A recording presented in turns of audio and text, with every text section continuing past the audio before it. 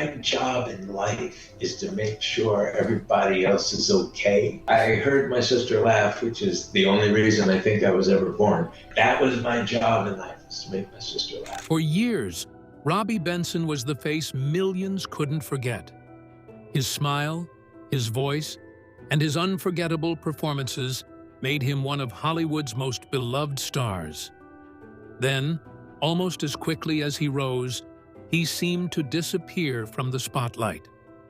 Now, at nearly 71 years old, his life looks nothing like fans remember, and what he's been through behind the scenes is even more surprising than his appearance today. The man nobody recognized. Something very strange happened in early 2025. When Apple TV dropped the second season of Severance, a show that had already built one of the most obsessive fan bases in modern television. A new character appeared on screen in 4 episodes, including the now legendary 7th episode titled Chikai Bardo, and this character was a doctor named Mauer, who conducted horrifying experiments on a woman strapped to a table. The performance was so controlled, so eerily calm, so full of quiet menace, that viewers across the world started flooding social media trying to figure out who this unknown actor was. Some people guessed he was a European stage actor making his first American appearance. Others assumed he was a character actor who had spent decades doing small theater productions that nobody outside of New York had ever seen. They were all wrong. The man playing Dr. Mauer was Robby Benson, and the reason nobody recognized him is genuinely heartbreaking when you think about it for more than a few seconds. The last time most of the world had paid any attention to Robby Benson, he was in his early 20s with feathered golden hair and cheekbones that could have been sculpted by a Renaissance artist. He was the kind of handsome that made mothers blush and fathers nervous. And now here he was, nearly 7 decades into his life, with silver hair and a face that carried every scar of a body that had been at war with itself since before he was old enough to understand what was happening inside his own chest. When casting director Rachel Tenner reached out to him about the Severance role, Benson did not even have representation anymore. No agent sitting in a corner office taking 10%. No manager fielding calls. No publicist crafting narratives. He had been away from acting for so long that he had to submit a self-taped audition for executive producer Ben Stiller, the same way a 22-year-old fresh out of drama school would.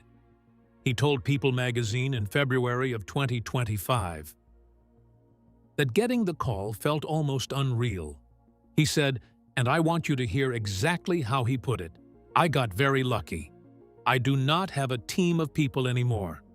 I have been doing this for 6 decades."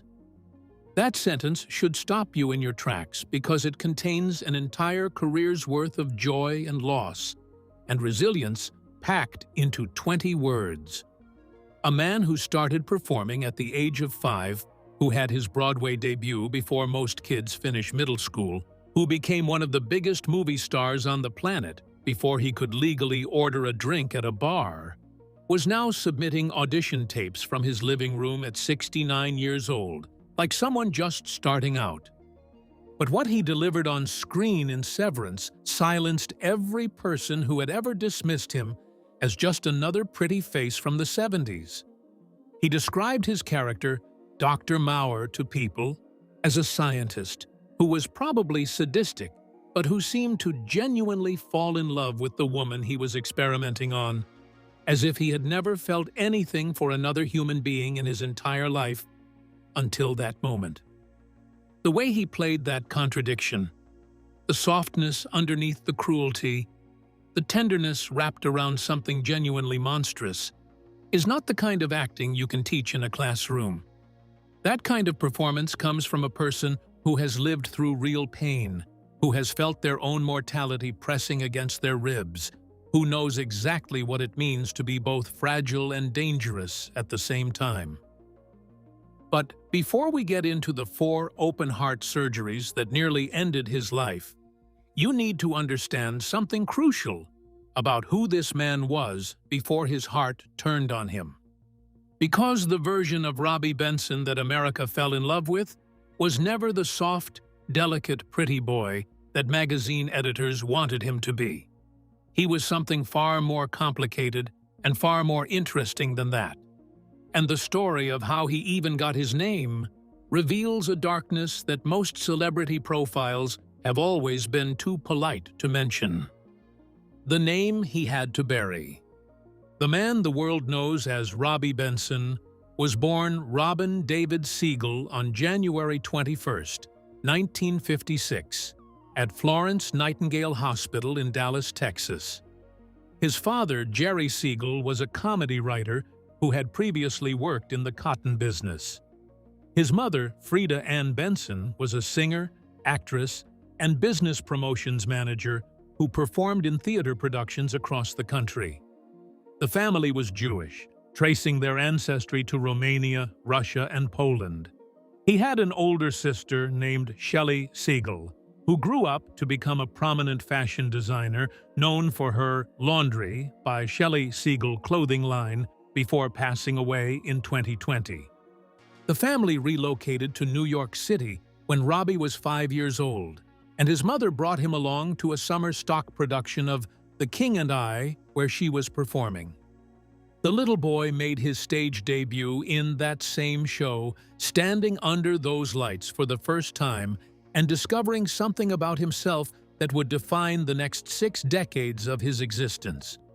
By the time he was 10, he had a theatrical agent and was actively auditioning for roles across the city. And this is the part of the story that usually gets sanitized or skipped over entirely. Young Robin Siegel kept losing parts that he was clearly talented enough to win. The auditions would go beautifully. The casting directors would smile and nod and tell him he was wonderful. And then the phone would ring, and the answer would always be the same. The part had been filled. Try again next time. It took his family longer than it should have to figure out what was actually happening, but once they understood it, the solution was painful and immediate. In the New York entertainment industry of the 1960s, the name Siegel carried a weight that had nothing to do with talent and everything to do with prejudice that nobody in those casting offices was willing to say out loud. So Robin David Siegel became Robby Benson, borrowing his mother's maiden name as a kind of armor against a system that was perfectly happy to enjoy Jewish talent as long as it did not have to acknowledge Jewish identity. The name change worked. Auditions started landing differently almost overnight. He booked a Reese's Peanut Butter Cups commercial alongside a young actor named Donnie Most, who later became famous as Ralph Malph on Happy Days. He graduated from Lincoln Square Academy in Manhattan as class valedictorian at 14 years old, which tells you something about the kind of brain operating inside that pretty head. And then he stepped onto a Broadway stage, and everything accelerated in ways that nobody, including Robby himself, could have predicted. His first Broadway appearance was in a short-lived comedy called Zelda at the Ethel Barrymore Theater in March of 1969, which closed after roughly 4 performances. The following year, he joined the cast of The Rothschilds, a multiple Tony-winning musical at the Lunt-Fontanne Theater, playing young Solomon Rothschild. During the show's 14-month run, his voice changed from tenor to bass in front of live audiences night after night, and he celebrated his bar mitzvah on that same Broadway stage, making him one of the only human beings in history to mark that sacred Jewish milestone under theater lights, with a full orchestra playing behind him.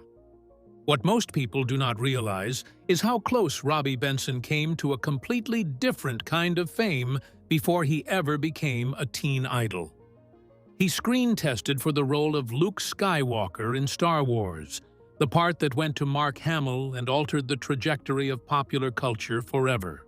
He was cast in a scene for The Godfather Part 2, but was cut from the final film. And he was bought out of a commitment to appear in Apocalypse Now, so that he could make a different movie instead, a smaller movie that he happened to have co-written himself at the age of 21. That movie turned out to be the project that launched him into the stratosphere. And the most remarkable thing about it is that nobody expected a teen heartthrob to also be a legitimate athlete who could do things on screen that most professional basketball players would struggle to replicate. The heartthrob who could actually play. The entertainment industry in the 1970s operated on a very simple assumption about young male actors who looked like Robby Benson. You gave them a script, you told them where to stand, you filmed them looking beautiful, and you moved on. Nobody expected depth. Nobody expected athleticism. And nobody in their right mind expected a 21-year-old actor to sit down and co-write his own screenplay with his father.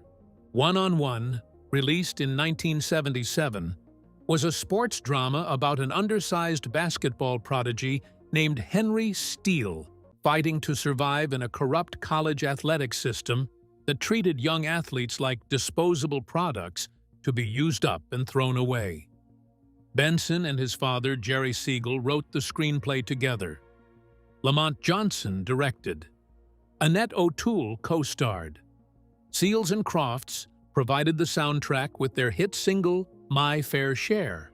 But the element that genuinely shocked critics and audiences had nothing to do with the writing or the music or the performances from the supporting cast. It was the basketball itself. Robby Benson played every single minute of basketball in that film without a stunt double, without camera tricks designed to hide a lack of skill, without a stand-in for the wide shots where you could see the full court. Roger Ebert confirmed it in his review, writing that Benson in real life was a terrific basketball player who did his own playing in the movie. Turner Classic Movies noted that he was a good basketball player who did not use a double. This was not some actor awkwardly dribbling through a choreographed sequence while editors cut away before you could see his feet. This was someone who genuinely understood the game at a competitive level and could execute under pressure. Before One-on-One, he had already established himself with Ode to Billy Joe in 1976, based on Bobby Gentry's haunting 1967 ballad. The film was made for $1.1 million and pulled in $27 million at the box office, a staggering return that turned heads across the industry. The governor of Mississippi declared June 3rd Billy Joe Day for the film's premiere. After One-on-One came Ice Castles in 1978, where he played Nick Peterson, the hockey player boyfriend of a figure skater who loses her sight. Benson had never put on a pair of skates in his life before production began. He trained for 5 weeks with a speed skating coach, and during filming, he broke his hip in a hockey scene but kept working through the injury. The movie's theme song, Through the Eyes of Love, performed by Melissa Manchester, received an Academy Award nomination. In 1981, he starred in The Chosen, based on Chaim Potok's celebrated novel, playing Danny Saunders opposite Rod Steiger as a Hasidic Rebbe. He accepted roughly 1/5 of his usual salary to make the film. The entire cast studied Talmud with an actual rabbi and attended Hasidic retreats to prepare for their roles. The New York Times praised what they called Benson's gentle inquisitiveness, saying it was impossible for audiences not to feel sympathy for him. Then, in 1983, he took on Running Brave, portraying Billy Mills, the Oglala Lakota distance runner who won Olympic gold in the 10,000 meters at the 1964 Tokyo Olympics, a feat that remains unmatched by any American runner to this day. The physical preparation for that role was so intense that Benson ran the 1983 New York City Marathon and finished in 3 hours and 5 minutes, a time that would humble the vast majority of recreational runners who train for months just hoping to break 4 hours. By his mid-20s, Robby Benson was everywhere. Magazine covers, movie posters, the dreams of every teenage girl in the country. He was the boy next door, the underdog athlete, the romantic lead with the golden hair, and the smile that could light up a theater from the back row. He was living at the absolute peak of fame and fortune and youth. And then, quietly, with no warning and no mercy, his heart started to betray him. The warning they made him swallow. Robby Benson was born with a congenital defect called a bicuspid aortic valve, which means that instead of the normal 3 leaflets that regulate blood flow through the heart, he only had 2. For most of his childhood and teenage years, it showed up on medical exams as nothing more concerning than a heart murmur, something doctors kept an eye on but never treated aggressively. But in his early 20s, while shooting a comedy called Die Laughing on Location in San Francisco, something happened that he would never forget. He was running up a steep hill when his vision began to blur, and his legs started going soft underneath him. He reached out and grabbed a parking meter on the sidewalk to keep himself from hitting the pavement, and then became violently sick, right there on the street, in front of strangers who had no idea that the handsome young movie star throwing up on the curb was experiencing the first serious symptoms of a heart that was slowly failing. He told 2 people on set what had happened. John Marley, the actor who played the unforgettable horsehead scene in The Godfather, and Rod Steiger, one of the most decorated dramatic performers of his generation. Both men, as it turned out, had been hiding their own cardiac problems for years, terrified of what the industry would do if the information got out. And both men gave the young actor the same devastating advice. In a 2012 interview with NPR promoting his memoir, Benson recalled their words with painful clarity. They told him that if he ever ran into serious heart trouble, he had to keep it an absolute secret. He could never tell anyone, because admitting to a heart condition in Hollywood was career risk. So he buried it. He smiled on red carpets. He performed his own basketball sequences. He trained for marathons. He skated on hockey rinks with a broken hip.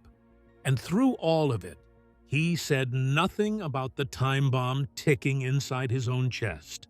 In October of 1984, at 28 years old, the bomb went off.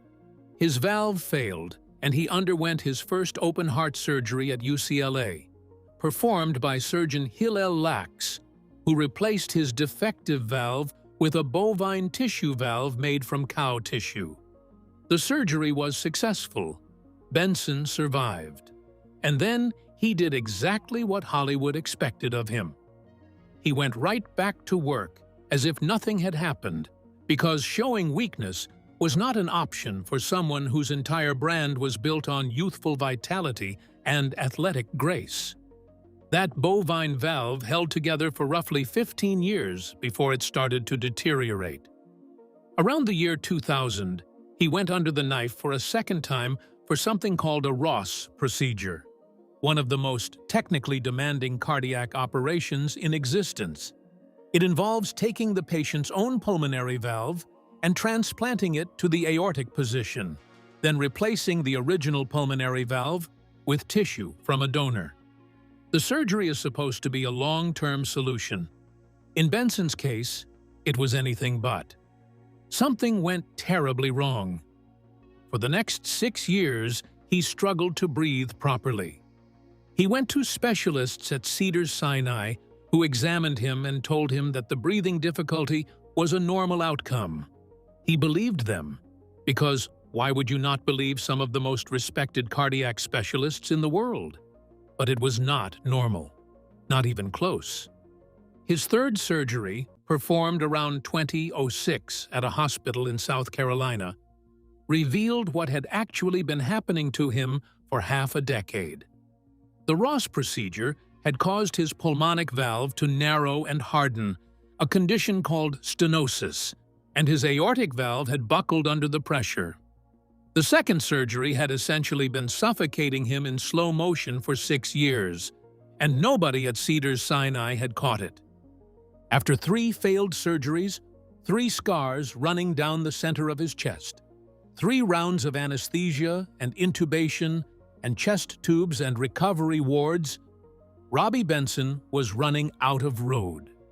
But he was not running out of fight, because there was someone in his life who absolutely refused to let him surrender. The voice that made Disney history. Before we get to the 4th surgery and the woman who dragged him through it, there is a chapter in Robby Benson's life that almost did not happen, and it turned out to be the thing that made him immortal. In 1991, Walt Disney Studios was desperately trying to cast the male lead in their ambitious new animated film Beauty and the Beast. They had auditioned serious names.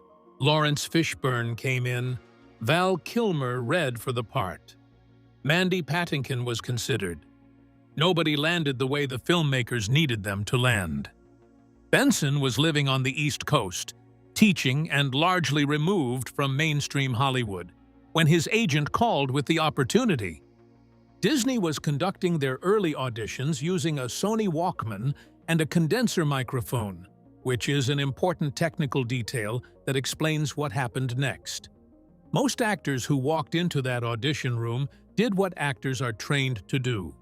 They projected their voices with maximum power, filling the room with sound the way you would on a Broadway stage. But Benson had been tinkering with home recording equipment since he was a teenager. He understood something about condenser microphones that almost none of the other actors in that room understood. A condenser mic compresses and distorts a loud voice.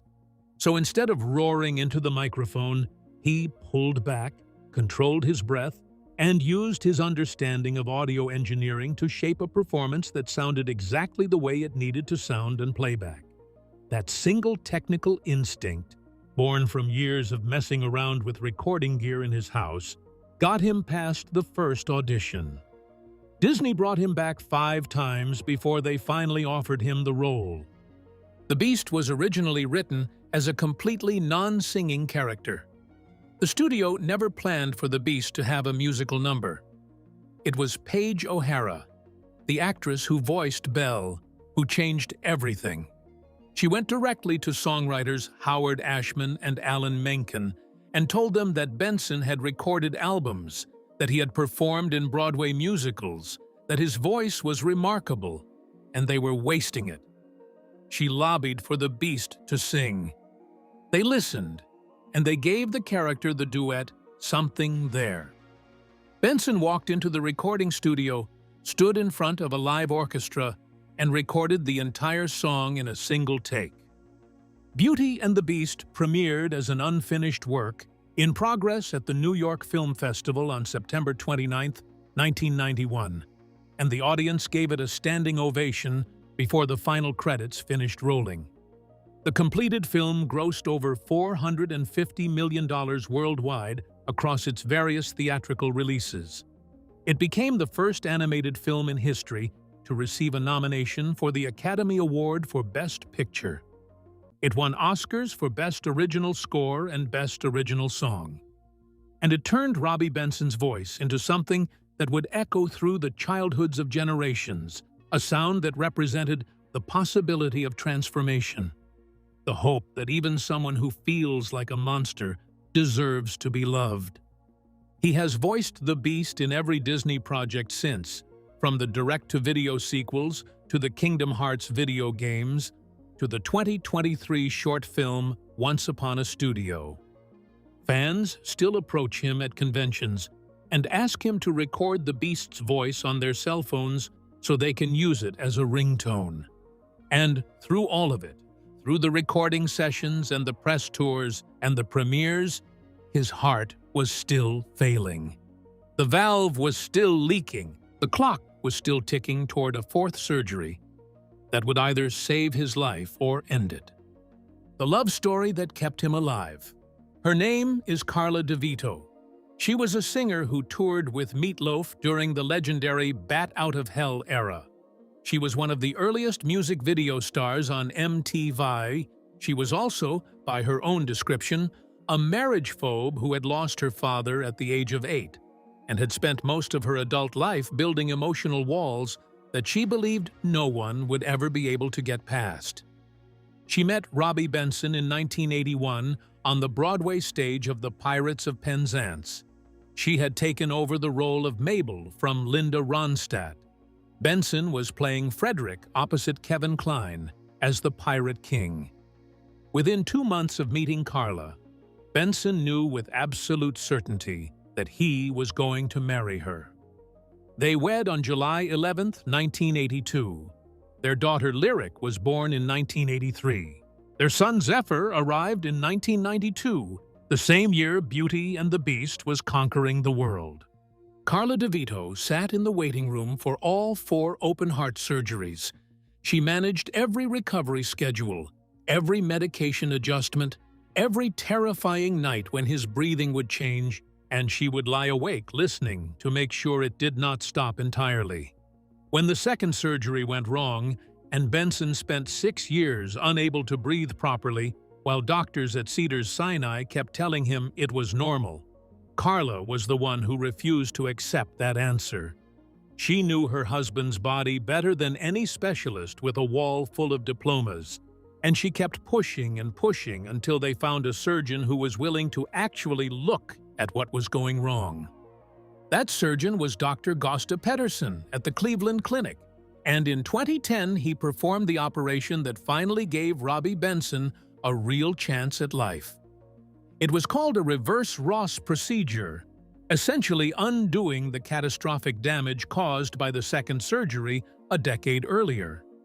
Pedersen removed the failed valves and replaced them with a mechanical on-X valve that would function for the rest of Benson's life, as long as he took the blood thinner warfarin every single day and submitted to weekly blood tests to monitor his levels.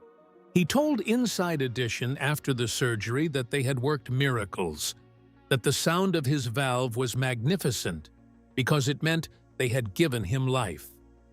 He published his memoir, I'm Not Dead Yet, through HarperCollins in June of 2012, and the title came from something that had happened to him repeatedly over the years. He said that people would come up to him and casually mention that they had not seen him around for a while and assumed he had died. After the 4th surgery, Benson poured himself into directing television. He helmed over 100 sitcom episodes, including 6 episodes of Friends, an entire season of Ellen, the pilot and series run of Sabrina the Teenage Witch, and episodes of Dharma and Greg, Evening Shade, 8 Simple Rules, and dozens more. He became a university professor who taught screenwriting and directing at UCLA, the University of Utah, NYU's Tisch School of the Arts, and Indiana University. He co-wrote songs with Carla, including We Are Not Alone for the soundtrack of The Breakfast Club. He wrote a best-selling satirical novel called Who Stole the Funny? He built an entire second career that had nothing to do with being young or beautiful or famous, and everything to do with being brilliant and stubborn and unwilling to stop creating. He told Closer Weekly that Carla was so much a part of who he was and how he thought that she had made his soul better. And in his memoir, he wrote something that I think about more than I probably should. He said that through all of his years of heart surgeries, he discovered that he could still have an exquisite quality of life, and that whether or not he achieved it was entirely up to him. Today, Robby Benson is 70 years old. He turned 70 on January 21st, 2026. He is a grandfather to Lyric's 2 children, Kingsley and Aurora. He runs about 3 miles every day. He swims regularly. He practices transcendental meditation. He is developing a new musical called I Hear a Song. The golden hair turned silver a long time ago, and the face carries every line of a man who has been opened up and put back together more times than most people can stomach thinking about. But his eyes still carry the same thing they carried when he was 16 years old on a Broadway stage, when he was 21 writing his own movie, when he was 35, giving voice to a beast who just wanted to be loved. They carry the stubborn, defiant, almost unreasonable belief that the next chapter is going to be worth reading. The mechanical valve in his chest clicks away right now as you are hearing these words. It clicked while he was filming Severance. It clicked while he was holding his grandchildren. It clicked while he was running 3 miles this morning. And it will keep clicking tomorrow, and the day after that, and the day after that. Because Robby Benson made a decision a long time ago that no surgeon's mistake and no industry's cruelty and no genetic defect he was born with would ever get to write the last page of his story. We would love to hear your thoughts on Robby Benson's incredible journey. So tell us what you think in the comments below. And if someone in your life needs to hear a story about refusing to quit, send this their way.